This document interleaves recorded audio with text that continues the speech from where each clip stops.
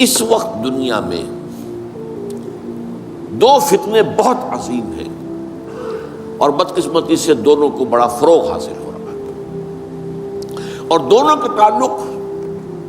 حضور صلی اللہ علیہ وسلم کی شخصیت سے۔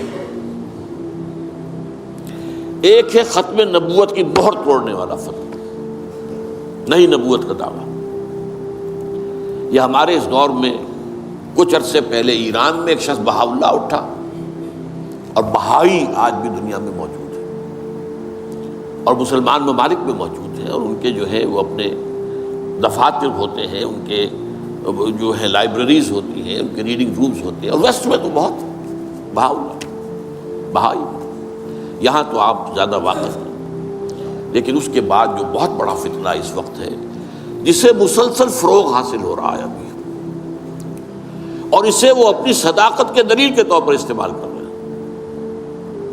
کیونکہ پوری مغربی دنیا ان کے پشت پر ہے، وہ ہے قادیانیت کا فتنہ۔ پوری مغربی دنیا، آج آپ کو معلوم ہے پورا مغرب لفظ جہاد سے کانپتا ہے، جہاد کو گالی بنا دیا، جہادسٹ۔ یہ گویا کہ ان کے نزدیک کسی کو کنڈیم کرنا ہو تو جہادسٹ ہے یہ۔ تو یہ جہاد، اس جہاد یعنی قتال کی نفی کی تھی غلام احمد قادیانی نے، اسی لیے انگریزوں کا چہیتا بنا تھا، اس لیے کہ ظاہر بات ہے کہ ہندوستان میں انگریز آ تو گیا تھا، لیکن اس نے یہ نوٹ کر لیا تھا کہ مسلمانوں کے اندر تو جراثیم موجود ہے بغاوت کے، مسلمانوں نے دل سے ہمیں تسلیم نہیں کیا۔ اس کی وجوہات تھی، ایک بات تو یہ تھی کہ مسلمانوں سے تو تم نے حکومت چھینی، ہندو تو پہلے مسلمان کا غلام تھا، اب تمہارا ہو گیا، تو ہندو کے لیے تو معاملہ چینج آف ماسٹرز کا تھا، آقا بدل گئے، یہ تو نہیں کہ وہ حاکم سے محکوم بنایا گیا ہو، جبکہ مسلمان حاکم سے محکوم بنائے گئے تو ان کے اندر تو لازماً ایک بدلہ لینے کا جذبہ، انتقام کا جذبہ، اپنا کھویا ہوا مقام حاصل کرنے کا جذبہ جو ہے وہ موجود تھا۔ چنانچہ یہی وجہ ہے کہ حضرت سید احمد شہید بریلوی رحمۃ اللہ علیہ کی تحریک چلی، اگرچہ بہرحال مشیت ایز تھی اور کچھ ان کی بھی اجتہادی غلطی سے وہ ناکام ہو گئے، دنیاوی اعتبار سے بالا کوٹ میں شہید ہو گئے، لیکن یہ ہے کہ اس نے ایک سور پھونک دیا تھا مسلمانوں کے اندر جہاد کا۔ ان کے بعد بھی طویل عرصے تک اس علاقے کے اندر انگریزوں کے خلاف جو ہے وہ جہاد جاری رہا ہے، مسلسل جاری رہا ہے، اور اس کے بعد آپ کو معلوم ہے کتنے ہی علماء تھے جو پھانسی چڑھائے گئے ہیں، جن کو جو ہے کالا پانی بھیجا گیا ہے کہ علماء نے اس کو جو ہے دارالحرب قرار دے دیا، اور دارالحرب کے اندر رہتے ہوئے مسلمان کے لیے فرض ہوتا ہے کہ وہ اس دارالحرب کو جو دارالاسلام بنانے کی جدوجہد کرے۔ یہی وجہ ہے کہ 20ویں صدی کے آغاز تک بھی ہمیں سراغ ملتا ہے وہ ریشمی رومال کی تحریک۔ میرے نزدیک جو 14ویں صدی ہجری کے جو مجدد تھے حضرت شیخ الہند رحمۃ اللہ علیہ اسیر مالٹا، ان کی ریشمی رومال تحریک جو تھی وہ یہی تھی، ایک تدبیر تھی، بہرحال وہ نہیں چلی، ناکام ہو گئی، یہ دوسری بات ہے۔ تدبیر یہ تھی کہ ادھر ترکوں سے کہا جائے اس وقت تک ابھی خلافت عثمانیت باقی تھی، یہ تو 1924 میں ختم ہوئی ہے، اور یہ میں بات کر رہا ہوں 1915 کی، کہ وہاں کسی کو بھیجا جائے کہ ادھر سے ترک جو ہے وہ حملہ آور و افواج آئیں، اور ادھر افغانستان بھیجا جائے کسی کو، وہاں سے افغانستان سے مسلمان حملہ کریں اور ادھر اندر سے ہم بغاوت کریں تو انگریز کو یہاں سے اٹھا کر پھینک دیں۔ لیکن بات جو تھی، پھر میں کہوں گا مشیت ایسدی کا بھی معاملہ ہوتا ہے۔ حضرت شیخ الہند خود گئے تھے ترکی سے مدد لینے کے لیے، پہلے وہاں حجاز گئے، اس لیے کہ حجاز میں ابھی مدینہ منورہ میں ترک گورنر موجود تھا، ابھی جو ہے وہ شریف حسین جو تھا جس نے بغاوت کی تھی ترکوں کے خلاف، مکے پر تو اس کا قبضہ تھا، مدینے پر نہیں تھا، تو وہاں گورنر جو ہے ترکی کے خلافت عثمانیہ کے موجود تھے، ان سے ملاقات کی اور آگے جانے کا فیصلہ بھی تھا۔ لیکن اسی اثناء میں مخبری ہو گئی، اور شریف حسین والی مکہ نے، جس کی یہ نسل ابھی تک چل رہی ہے، یہ جو اردن کا بادشاہ بیٹھا ہوا ہے، یہ اسی کا پڑ پوتا سمجھ لیجیے، یا پڑ پوتا یا سگڑ پوتا، یہ وہ نسل ہے ہاشمی، ہاشمائٹ۔ تو اس نے حضرت شیخ الہند کو گرفتار کر کے اور چاندی کی تشتری میں رکھ کر انگریز کو پیش کر دیا، یہ آپ کا باغی یہاں پر آ کر اور آپ کے خلاف سازشیں کر رہا ہے۔ اور دیکھیے انگریز انہیں کہاں لے گیا، مالٹا، میڈیٹرینین سی کا ایک جزیرہ، بحیرہ روم کا، آخر ہندوستان میں بھی تو واپس لا سکتا تھا، ہندوستان کی کسی جیل میں نہیں۔ اقبال کے نفس سے ہے لالے کی آگ تیز، ایسے غزل سرا کو چمن سے نکال دو، تو وہاں رکھا ہے انہیں 4 سال وہاں پر وہ، اور ٹی وی جو ہے وہ اپنی آخری حد کو پہنچی ہے تو چھوڑا ہے کہ ہماری اگر قید کے اندر یہ انتقال ہو گیا ان کا تو پھر طوفان اٹھ جائے گا۔ تو ایک فتنہ تو یہ ہے جو ختم نبوت کا، چونکہ اس قتال کے خلاف فتویٰ دیا تھا، دین کے لیے حرام ہے اب دوستو قتال، قتال فی سبیل اللہ ختم ہو گیا، لہذا انگریزوں نے ان کا چہیتا بنا، ان کا فتنہ۔ آج بھی پورا ویسٹ جو ہے، یورپ میں، امریکہ میں، انگلینڈ میں آج کل ان کا مرکز ہے، اور ان کے خطبے جو ہیں اس کے امام جو کہلاتا ہے خلیفہ، وہ آپ کو معلوم ہے کہ وہ سیٹلائٹس کے اوپر جو ہے وہ نشر ہوتا ہے۔ دوسرا فتنہ جو ہے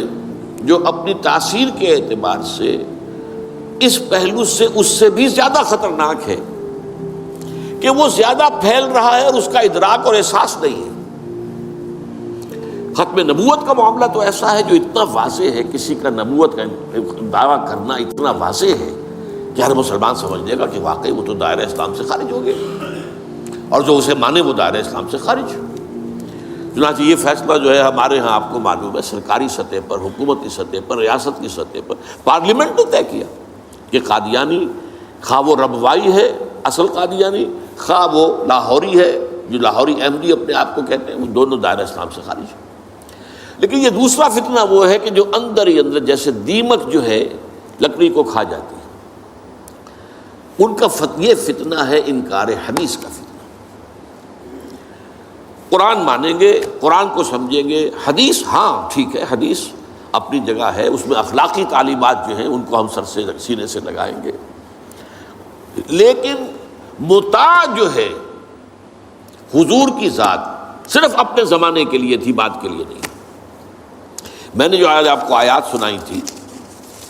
قل اطیعوا اللہ واطیعوا الرسول، اے نبی کہہ دیجئے اطاعت کرو اللہ کی اور اطاعت کرو رسول کی صلی اللہ علیہ وسلم۔ فَإِن تَوَلَّوْا،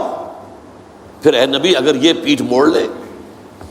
فَإِنَّمَا عَلَيْهِ مَا حُمِّلَ وَعَلَيْكُمْ مَا حُمِّلْتُمْ، تو ان سے کہہ دیجئے، انہیں یہ بات بتا دیجئے کہ جو ذمہ داری ہم نے ڈالی اپنے رسول پر وہ اسی کے مسئول ہوں گے،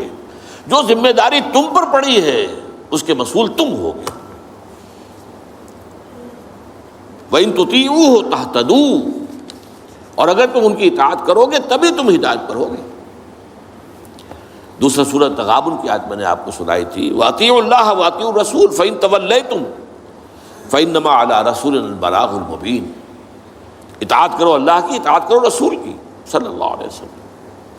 پھر اگر تم نے پیٹھ موڑ لی تو جان لو کہ ہمارے رسول پر تو صرف پہنچا دینے کی ذمہ داری تھی، آگے تم مسئول ہو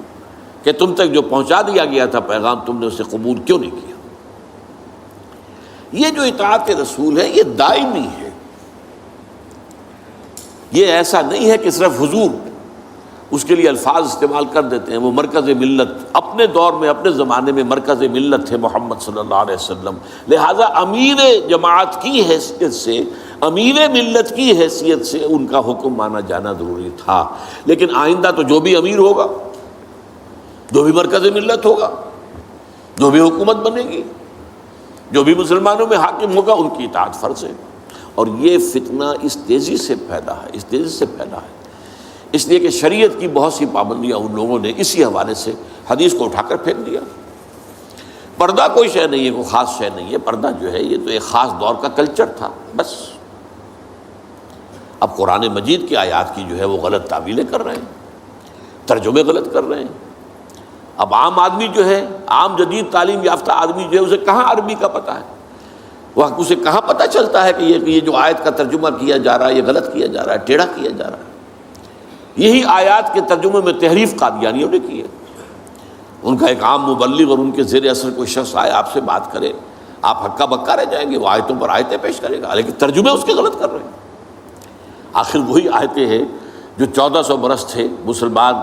جو ہیں صحابہ سے لے کر اور ہمارے دور تک علماء پڑھتے آئے ہیں، ان کا ترجمہ انہوں نے کیا۔ تو یہاں پر بھی یہ ہے کہ وہ تعویلیں غلط کرتے ہیں، اور ایسی ایسی تعویلیں کہ ذرا سے بھی عقل اگر ہوتا کیا ہے، انسان کی مت ماری جاتی ہے۔ کسی خاص معاملے میں آپ کسی شخص سے متاثر ہو گئے، اب اس کی ہر بات آپ قبول کرتے جائیں گے، اس پر جو ہے تنقیدی نگاہ نہیں ڈالیں گے، یہ کمزوری ہے۔ چنانچہ ایسی ایسی تعویلیں بھی ہیں کہ یہ قرآن مجید میں جو آیا ہے کہ چور مرد ہو یا عورت ہو ہاتھ کاٹ دیے جائیں، اس کا مطلب ہاتھ کاٹنا نہیں ہے، تو مولویوں نے خامخواہ غلط بات سمجھی ہے، تو بڑا وحشیانہ فعل ہے۔ اس کا مطلب یہ ہے ہاتھ کاٹ دو، جیسے کہ کبھی والدین کہتے ہیں اپنے بیٹے تم نے تو ہمارے ہاتھ کاٹ دیے، یعنی کوئی معاملہ ایسا ہے کہ تم نے ایسی بات کر دی ہے کہ اب ہمارے پاس کچھ نہیں رہا، کوئی چارہ کاری نہیں، تو گویا کہ تم نے ہمارے ہاتھ کاٹ دیے۔ تو ایسا معاشرہ پیدا کر دو کہ چوری کی ضرورت ہی نہ ہو، بس یہ ہے ہاتھ کاٹ دینا، معاذ اللہ۔ حالانکہ قرآن مجید اس کے بعد کہتا ہے جزاء لما کسبا نکالا من اللہ، یہ جو سزا ہے اللہ کی طرف سے اور ان کے کیے کا کرتوت کا بدلہ ہے، یہ بات کہی جا رہی ہے۔ تو یہ جو ہے ایسا نظام قائم کر دینا، یہ کوئی سزا ہے؟ یہ کوئی عبرت کی بات ہے؟ یہ تو بہت اچھی بات ہے۔ لیکن یہ کہ وہ لوگ جو پرویز غلام احمد پرویز، عجیب بات یہ ہے کہ پنجاب نے یہ دو غلام احمد پیدا کیے، غلام احمد قادیانی، غلام احمد پرویز۔ ایک نے مہر ختم نبوت کو توڑا اور ایک نے حدیث کے بارے میں اور مستقل طور پر سنت رسول کو شریعت کے بنیاد ہونے کی حیثیت سے چیلنج کر دیا۔ اور یہ فتنہ میں آپ سے عرض کر رہا ہوں، آج چونکہ جیسے قادیانیوں کو پوری مغرب کی سپورٹ ہے، ایسے اس فتنے کو بھی، کیونکہ وہ کلیش آف سویلائزیشن میں اسلامی تہذیب کو ختم کرنے کے درپے ہو گئے ہیں، اور اسلامی تہذیب کا اور شریعت کا دار و مدار اکثر و بیشتر تو حدیث پر ہے، سنت پر ہے، لہذا وہ دین کی جڑ کاٹنے کے لیے یہ جو انکار حدیث کا فتنہ، یہ استخفاف حدیث کا فتنہ ہے، اس کو سپورٹ کر رہے ہیں۔ اور رینڈ کارپوریشن کی جو سفارشات ہیں ان میں شامل تھا یہ کہ ایسے ماڈرنسٹ کہ جو اسلام کی ایسی تعبیریں کریں جو ہماری تہذیب کے ساتھ مماثل ہو جائیں، تو ان کو سپورٹ کیا جائے، اور انہیں خاص طور پر الیکٹرانک میڈیا پر انہیں ایکسپوجر دیا جائے، اور آج یہ ہو رہا ہے پاکستان میں بڑے پیمانے پر۔ تو یہ جو ہے اس اعتبار سے آج زیادہ ضرورت ہے کہ ہم حدیث نبوی کا مطالعہ کریں، تاکہ اس کی عظمت جو ہے وہ ہمارے دلوں میں جاگزیں ہو جائے، اور حضور صلی اللہ علیہ وسلم کے ساتھ ایک محبت کا اشتوا جو ہے رشتہ مضبوط ہو جائے۔